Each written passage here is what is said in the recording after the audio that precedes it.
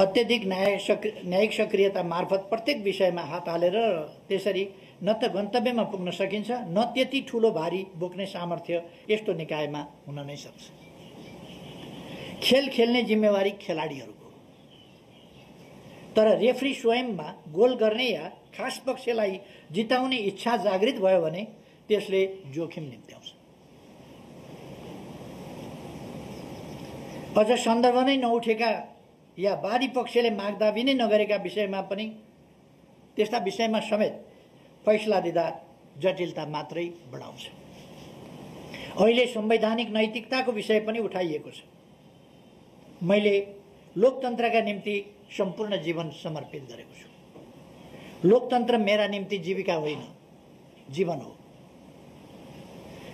हाम्रो चिन्ता राज्यका अङ्गहरूको निष्पक्षता, पवित्रता र स्वच्छतामाथि हो। खास प्रश्नमा दोहोरो मापदण्ड अपनाउन पुग्यो।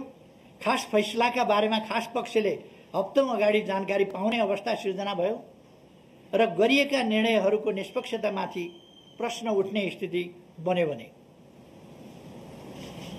यस्ता संस्थाहरूप्रति जनताको विश्वास ह्रास हुने वा गुम्ने परिस्थिति सिर्जना हुन सक्छ, जुन बहुतै चिन्ताको विषय हो। र हामीले गरिरहेको चिन्ता पनि यही संस्थाहरूको विश्वसनीयतामाथि हो।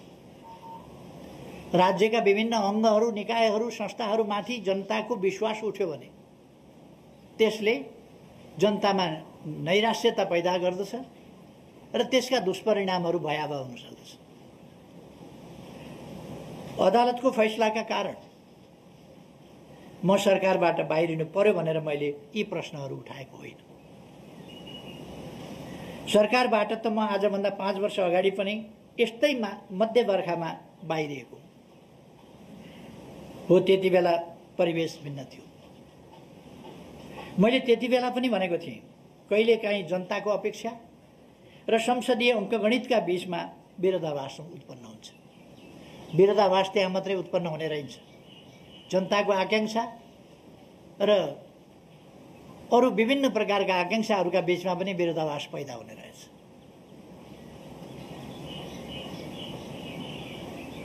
मैले भनेको थिएँ, यो नै समयको अन्त्य पनि होइन।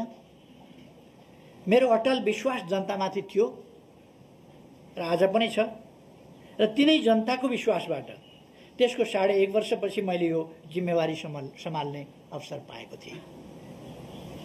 आज फेरि जनताको जनादेशले होइन, सर्वोच्चको परमादेशले। जनताको जनादेश त मेरो पक्षमा थियो, परमादेश शेरबहादुरजीको पक्षमा भयो। त्यसकारण सर्वोच्चको परमादेशका कारण मैले सरकारको जिम्मेवारीबाट बिदा लिँदैछु। सरकारबाट बाहिरिनु परेको विषयमा मलाई रत्तिभर चिन्ता छैन।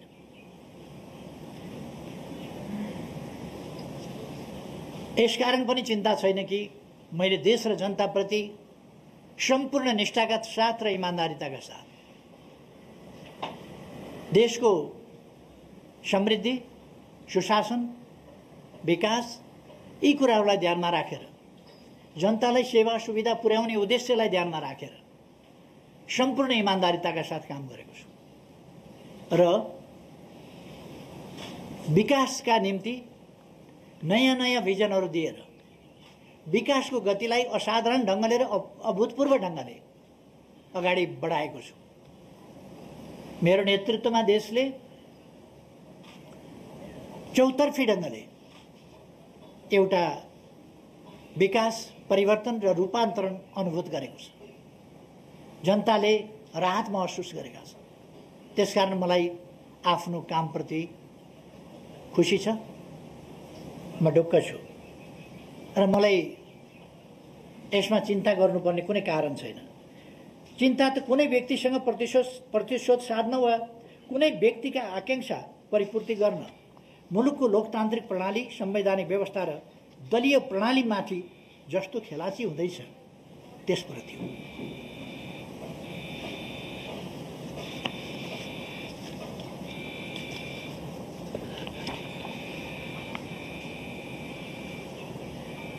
आज देश कोभिड-19 को महामारीबाट गुजिरहेको छ, जसरी विश्व पनि गुजिरहेको छ। म विगतका विवरणहरूतिर जान चाहन्न।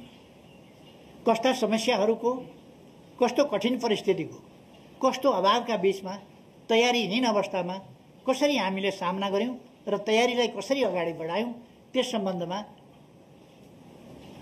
सिंगै देश जानकार छ। मैले अहिले दोहोऱ्याइरहनु पर्ने जस्तो लाग्दैन। अहिलेको प्रश्न भनेको खोपको आपूर्ति हो मूल प्रश्न। अब हामी कोभिड-19 लाई नियन्त्रण गर्ने चरणमा प्रवेश गरेका छौं र हामीले अब सम्पूर्ण नेपाली जनतालाई खोप लगाउने, खोप उपलब्ध गराउने प्रबन्ध गरेका छौं र देश खोप युक्त अवस्थामा सबैलाई पुर्याउने त्यस बाटोमा अगाडि बढिसकेको छ।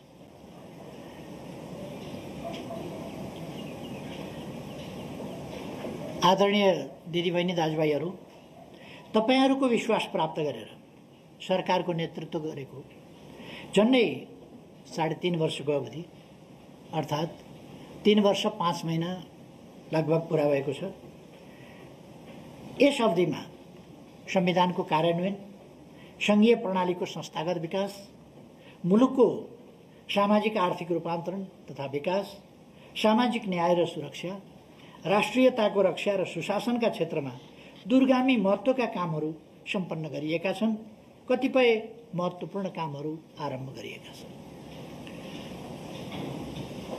राजनीतिलाई केवल सुविधाको, भागभण्डाको, सुविधा र सत्तारोहणको विषयका रूपमा बुझ्ने बुझाउने गरिएको हाम्रो जस्तो परिवेशमा मलाई मुलुकको विकास, समृद्धि, जनताको हित र राष्ट्रियताको सुदृढीकरण एवं सुशासनमा केन्द्रित गर्ने गरी नयाँ दिशा दिनु सहज थिएन। यसो गर्न खोज्दा मैले पटक पटक आफ्नै भित्र र बाहिरबाट सिर्जित अवरोध, घेराबन्दी र षड्यन्त्रको सामना गर्नु पर्यो। सरकारलाई काम गर्न नदिने, सरकारलाई असफल बनाउने, सरकारले गरेका कामहरू ओझेलमा पार्ने, उपलब्धिहरू ओझेलमा पार्ने, नकारात्मक ढङ्गले जुनसुकै कुरा पनि चित्रण गर्ने प्रवृत्तिहरूको शिकार हुनु पर्यो। त्यो बाहिरबाट मात्रै होइन, आफ्नै भित्रबाट समेत शिकार हुनु पर्यो।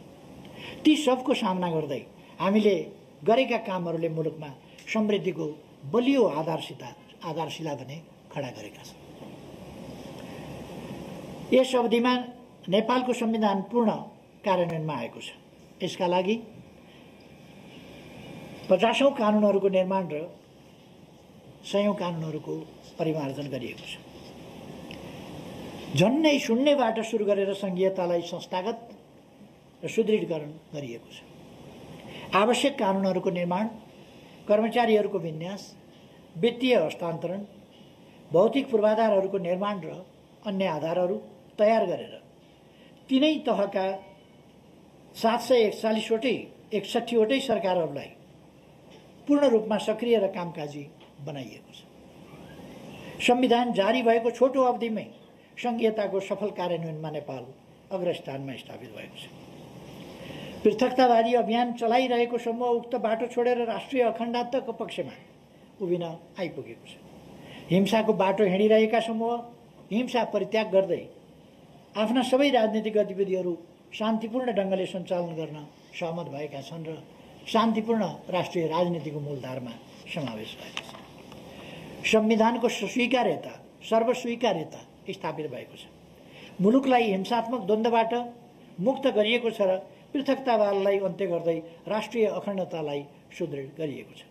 संविधानसँग असहमत सबै समूह संविधानको पक्षमा उभिन आइपुगेका छन्।